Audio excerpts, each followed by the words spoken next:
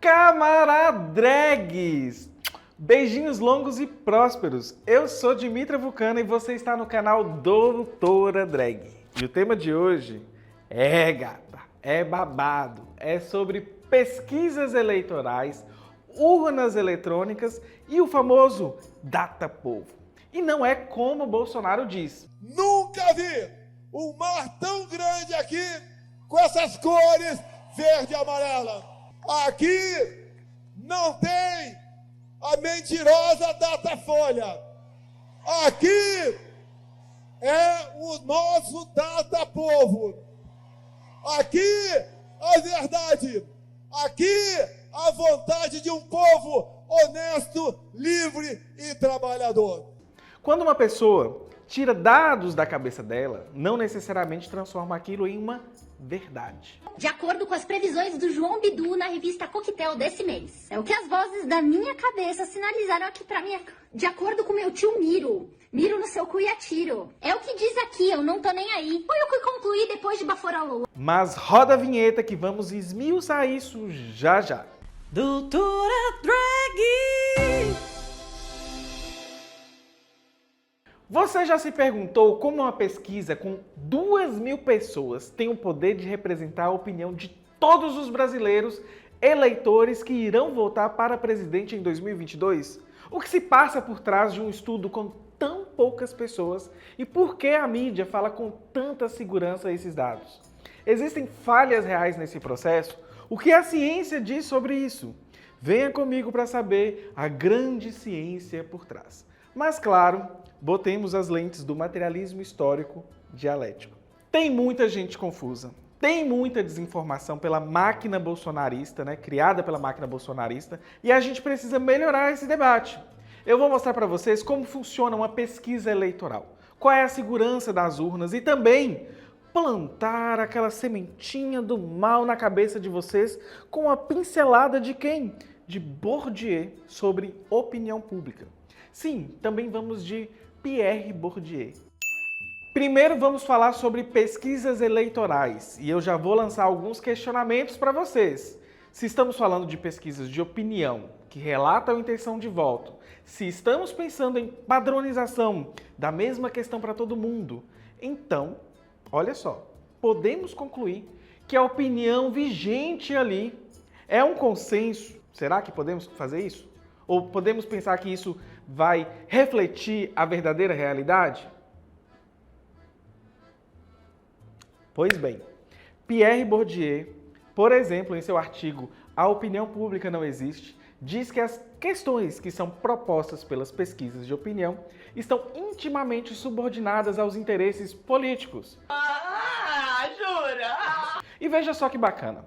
Qualquer pessoa que não entenda absolutamente nada sobre o assunto, especificamente de pesquisa eleitoral, geralmente vai ter uma leve desconfiança de pesquisas eleitorais. Basta conversar com as pessoas pela rua. Mas o estranhamento das pessoas nem sempre está ligado aos motivos corretos, e sim aos motivos como temos visto atualmente com a enxurrada de fake news sobre o tema. Por exemplo, em 2020, após a realização do primeiro turno das eleições municipais, um tweet publicado por um político, olha só, confundiu eleitoras e eleitores de todo o Brasil. O que ele fez? Ele comparou o resultado de uma pesquisa eleitoral realizada em Porto Alegre com o resultado registrado nas urnas. Não bate, querido? Um político, ele teve a cara de pau de afirmar que algo deveria ser feito contra pesquisas fake e sugeriu fraude no levantamento. Mas vejam só comigo aqui, camaradas. E é disso que estamos falando aqui. Presta atenção. As pesquisas realizadas em anos eleitorais precisam obedecer a uma série de regras e precisam ser registradas na Justiça Eleitoral antes de serem divulgadas pelas empresas. É assim, isso é óbvio, tá lá. Todas as regras para a realização dos levantamentos estão listadas em uma resolução. Tá lá. O fato é que os dados da intenção de votos levantados por institutos de pesquisa podem ser diferentes dos votos recebidos pelas candidaturas no dia da votação.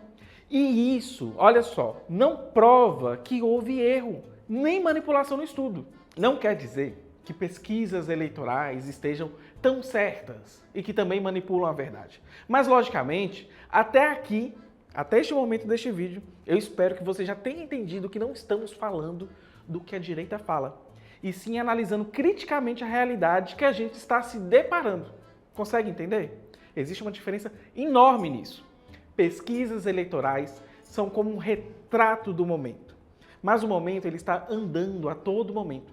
Se a gente fosse fazer uma alusão para vocês entenderem, é como se a gente estivesse tirando a foto de um trem-bala e a posição e o tempo que a gente viu já se foi há muito tempo.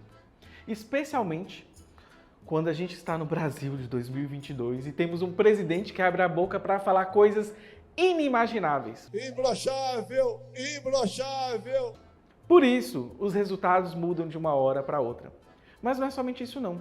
Como eu ia dizendo, Bourdieu diz que a opinião coletada, se a gente pensar toda a ciência por trás, métodos e técnicas de amostragem, significa que essa opinião pública sempre estará subordinada aos interesses políticos. Fica mais forte ainda como a gente começa a pensar o significado das respostas e até mesmo a atenção que a gente dá para esses resultados. Para Bourdieu, por exemplo, a pesquisa de opinião pode virar um instrumento de ação política. Como assim, Dmitry? Pensa aqui comigo, que a gente pode usar as pesquisas de opinião como forma de impor uma ilusão de que existe uma opinião pública que é a soma das opiniões individuais. Ou podemos fazer o seguinte, a gente pode impor a ideia de que existe algo que seria uma coisa assim como a média das opiniões ou a opinião média. Agora, gente, confesso para vocês que na altura do campeonato, eleições de 2022, Lula lá com 51% dos votos válidos, eu prefiro crer neste quantitativo, na inocência da democracia liberal, para a gente socar o 13 lá nas urnas e ter uns dias de paz. Principalmente, por que eu estou falando isso? E aí eu já estou saindo um pouquinho mais da ciência das eleições ou de Bourdieu, porque a gente tem que falar também que estamos vivendo um momento de violência política. E isso foi implementado pelo bolsonarismo. E aí eu sei que criticamente não é isso que eu quero somente abordar com vocês hoje. Porque a gente precisa pensar essa tal da opinião pública, e ela vai aparecer nos jornais, os percentuais são gritantes, e que bom, mas ainda acaba sendo algumas vezes um artefato que vai ocultar, de certa maneira, um sistema de forças, tensões, que é esse caldeirão que se criou no cenário político atual. Enfim, então, pensando positivamente por um lado, né, é isso, pensando no inferno que Bolsonaro nos enfiou, essa opinião, neste momento, nos faz bem. E isso é importante. A gente precisa, inclusive, desmobilizar o medo como afeto político. Ou seja, estamos vendo um número crescente de pessoas querendo o fim do bolsonarismo. E quem diz isso não sou eu, são os percentuais. Enfim, até aqui, você, camarada drag e eu, sabemos que o efeito da pesquisa de opinião é constituir a ideia de que existe uma opinião pública unânime e assim legitimar uma política e reforçar as relações de força para tornar aquela opinião possível. Quer um exemplo? A mídia massacrou o governo Dilma com opiniões públicas. E isso em nome de um projeto de poder. Tiraram ela alegando vários descontentamentos. Um deles era o preço da gasolina com protestos misóginos. E vejam só o que o PPI, no governo Temer, no governo Bolsonaro fizeram. Estamos pagando mais caro até o preço de comida por causa disso. Entendem a reflexão sobre a tal opinião pública? A gente está aqui para refletir sobre o papel da mídia e pensar criticamente juntos de como funcionam as pesquisas eleitorais e seus limites. E também deixar claro de como urnas são seguras e que resultados divergentes também não têm nada a ver com o que a direita diz. Isso é espantalho puro. Até aqui também vocês já compreenderam que elaborar uma pesquisa é coisa bem séria. Tem regras específicas pelo TSE. Precisam ser registradas e seguir uma metodologia rigorosa e que tem seus limites sociologicamente falando. Mas isso nos ajuda a compreender um cadinho daquela realidade, certo? Agora, se te perguntarem na rua e falarem que é tudo farsa, que não tem como uma pesquisa com 2.000 pessoas refletir a verdadeira realidade, aí você também precisa mostrar esse vídeo para as pessoas, né, camarada Drake? Vamos entender mais sobre as pesquisas eleitorais, porque elas possuem vários aspectos técnicos e a gente vai explicar para você hoje. Então, ponto 1. As pesquisas eleitorais têm o que a gente chama de corte transversal. O que é um corte transversal? O que significa ter um corte transversal? Lembra que eu falei lá do lance de como é uma pesquisa, que a ideia que a gente tem é como se fosse uma fotografia sendo tirada naquele momento que ela foi executada? Aí, o que nós temos hoje, por exemplo, sobre o Ciro, só para vocês entenderem, não significa que será o mesmo amanhã. Até mesmo porque a gente sabe que a Frozinha está murchando e daqui para frente é só para trás. Então, a realidade ela está mudando constantemente. E nesses novos tempos, com acesso às redes sociais, os cenários mudam numa velocidade maior ainda. E aí nós partimos para o segundo ponto, que isso eu acho que é extremamente importante da gente pensar que o corte transversal, que é essa fotografia do momento, e que o momento está mudando a todo momento, a gente também precisa saber diferir o que é população e o que é amostra. A população é o todo, a amostra é uma parte. Mas, Dimitra, como assim uma amostra de milhares de pessoas pode representar milhões? Se acalme, que eu já explicarei para vocês aqui os critérios de seleção da amostra. No caso das eleições, e até em pesquisas, alguns fatores são limitantes, como tempo e dinheiro, que inclusive são os principais motivos que mostram por que não dá para usar estudos populacionais em todas as situações. Em tempos de eleições, que são tempos muito difíceis, se demanda velocidade na coleta desses dados. Só é possível trabalhar com a amostra por causa disso. E é aí que fica a questão. A amostra é uma seleção aleatória de uma parte que visa representar o todo, mas não saberemos a verdadeira intenção de voto e mesmo se soubéssemos, olha só, intenção é diferente de resultado na hora do vamos ver. Até aqui, olha só. Vamos lá. Quero que entre na cachola sua. Você já sabe que o charmoso do Bourdieu nos explicou sobre a tal da opinião pública. Você sabe que a gente, nós falamos aqui sobre os estudos serem transversais e que o momento está mudando a todo momento. E um dia antes da votação, se acontecer alguma coisa bombástica, mudou tudo que tinha naquela pesquisa. Agora eu vou focar sobre a questão de dinheiro. Lembra que eu disse que não temos nem tempo e nem dinheiro para perguntar a todos os brasileiros sobre a sua intenção de voto? E vejam só, consultando pesquisas eleitorais de 2018, eu encontrei uma pesquisa do Vox Populi, que custou R$ 321.151,40. Já pensou se a gente tentasse descobrir o que todos os brasileiros pensam sobre o seu voto no dia 2 de outubro? Já imaginou o custo disso para uma eleição? Além do mais, o tempo de coleta de dados seria impossível. A gente teria terminado as eleições e a coleta seguiria em curso. Já pensou? Então, não dá. Agora, vamos pensar sobre outras questões. Nós já sabemos da fotografia, o ponto 1. Nós sabemos que isso muda a todo tempo. Nós já sabemos que a gente precisa trabalhar com a amostra e que existe um cálculo para isso. E que ele é o mais próximo para refletir o dado populacional. E que as pesquisas de opinião também podem servir para legitimar alguma posição política nessas tensões de poder. Agora, vamos pensar como podemos, a partir de milhões de eleitores, ter apenas milhares de pessoas selecionadas para dar sua opinião sobre a intenção de voto nas eleições. E tudo começa pelo que a gente entende como cálculo amostral. Eles são friamente calculados. É por ele que a gente consegue determinar o número de pessoas a serem entrevistadas. E lembrando que, tendo este número, a gente também não sai à revelia, por aí, entrevistando qualquer pessoa, não, tem método. Tudo parte também do método, até mesmo da própria entrevista.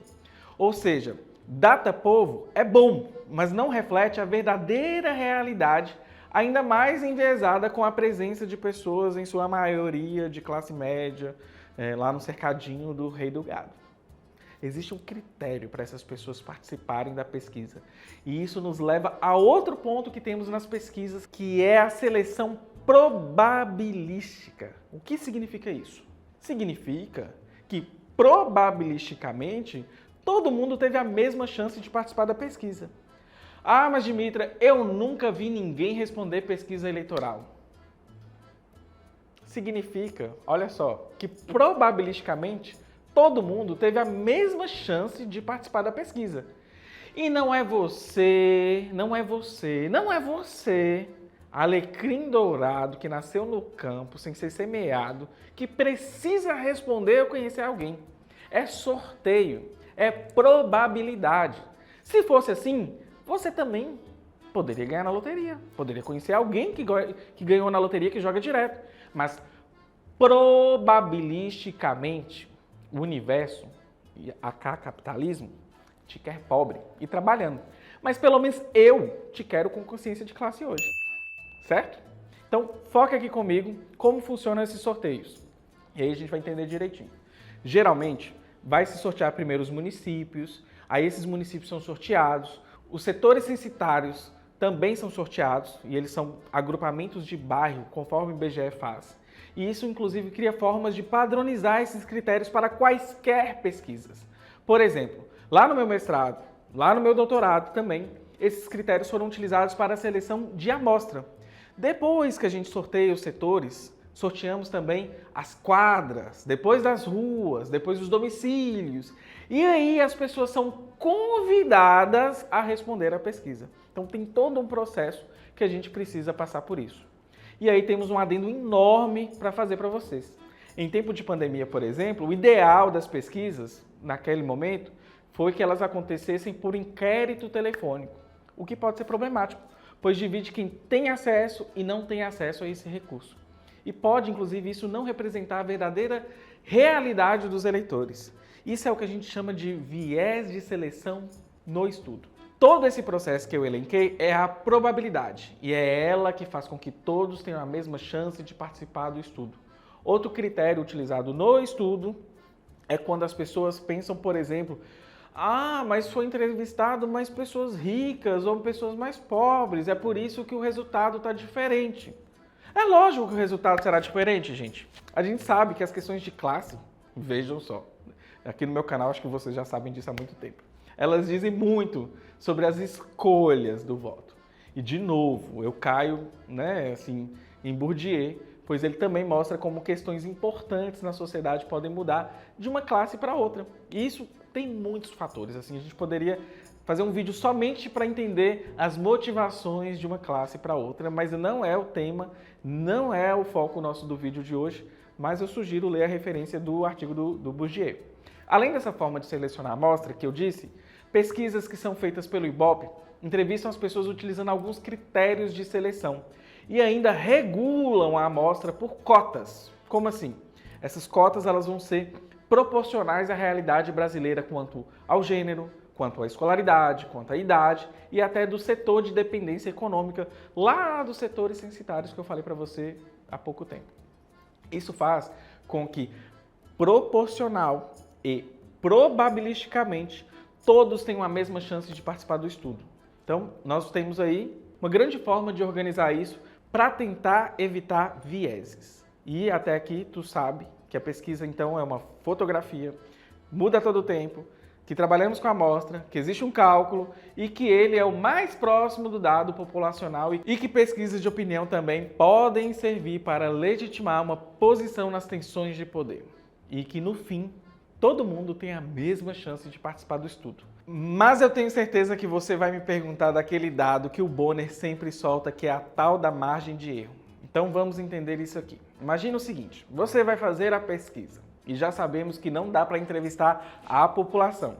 A gente vai assumir que a pesquisa tem erros e eles são friamente calculados. Imagine, por exemplo, um dado concreto sobre as eleições hoje com Lula, com 46% de intenção de votos e com a margem de erro de 2 pontos percentuais. O que significa isso? Esse critério mostra que toda pesquisa tem erros, tendo em vista que estamos trabalhando com a amostra e não a população. Assim, olha só, pode ser que o verdadeiro percentual da intenção de votos para o Lula esteja variando entre 44% e 48%. E nunca saberemos, pois não estamos trabalhando com os dados, já sabe, né? Populacionais. Outra forma de interpretar o resultado é trabalhar apenas com votos válidos, que já deixa Lula, inclusive, com 51%. Outra informação que complementa isso que eu falei é o que chamamos de intervalo de confiança. O que significa isso? Intervalo de confiança. Geralmente, esse valor ele é escolhido pelo pesquisador e convencionalmente se usa 95%. E bem, vamos interpretar esse critério metodológico. Eu vou dar um exemplo para vocês que fica mais fácil para entendermos. Se você fizer a mesma pesquisa com os mesmos critérios 100 vezes, 95 delas terão resultados dentro dos valores que eu citei anteriormente na margem de erro, considerando 2 pontos para cima e para baixo. Ou seja, das 100 pesquisas, em 95 delas, Lula teria 51% dos votos válidos e 5 vezes os resultados seriam diferentes. Esse é o critério de credibilidade para o resultado encontrado em pesquisas amostrais. Enfim, se as pesquisas divergirem do que acontecerá nas urnas, isso metodologicamente significa zero coisas relacionadas à segurança das urnas. Andando pelo site do TSE, você vai ver inúmeras chamadas desmentindo boatos e fakes sobre urnas. E muitas vezes ninguém está considerando os vieses de estudos como os que eu falei ao longo do vídeo, ou de outros, por exemplo, como questionários mal elaborados, entrevistadores às vezes podem estar mal treinados ou mal calibrados na abordagem da pessoa. E isso tudo, gente, menos os factoides criados pela direita. Então, espero que vocês tenham gostado desse vídeo e, por favor, eu espero que vocês não se esqueçam de compartilhar com seus e suas camaradrags. Me sigam em todas as redes, que é Dimitra Vulcana, ouçam nosso podcast Doutora Drag e apoiem nosso projeto em apoia.se/Doutora Drag ou Pix, doutoradrag@gmail.com. É com esse dinheiro que a gente paga os custos para manter o canal e o nosso podcast. Beijinhos, bye!